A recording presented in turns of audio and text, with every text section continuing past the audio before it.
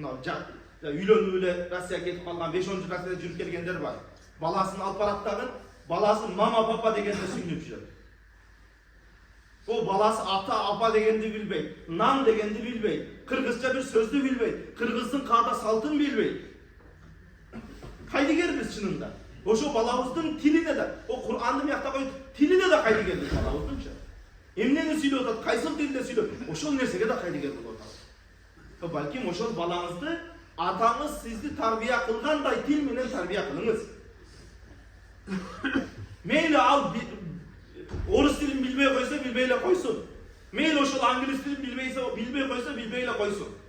А бирок ал кыргыз тилин билбесе, ал уят эмеспи? Бул чоң уят. Өтө чоң бизге ар бул, намыс бул. Ошон үчүн балаңызды кыргыз тили менен да тарбия кылыңыз. Муну кээде жана азыр айткандай, кээде Яндекс кылып калабыз, шаарда жүрсөк, индустар чыгат. Баягы индустар сырттан келген окуу Кыргызстанда 2 жыл, 3 жыл, 3-чү курс, 2-чи курс, 4-чү курс жанагы четтен келген бала. Бардыгы орусча сүйлөйт, кыргызча бирөөсү билбейт. Ал кимдин катасы? Сиз менен менин катам ошол.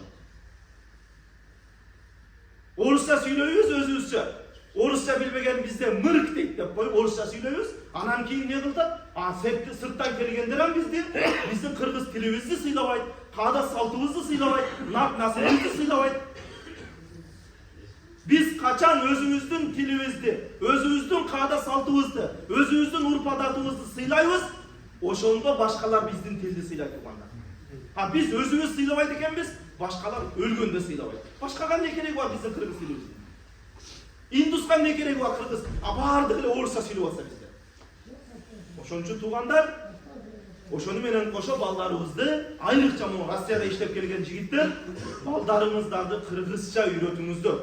Мен орус мектепке беришим керек, балам орусча. Орусчаны билген менен кыргызчаны билбесе, кыргызча патриот болбосо, Кыргызстан деп жүрөгү сокпосо, ал баладан эмне кереги бар? Ал кыргызмын деген паспортуна жазылган кыргызмын деген сөздүн эмне кереги бар? Ошон үчүн келиңиздер, балдарыбызды кыргыз кылып да тарбия кылайлы туугандар. Өзүбүздүн сал санабызды, каада салтыбызды, тилибизди сыйлаган инсандардын катарына кошушка аракет кылайлы.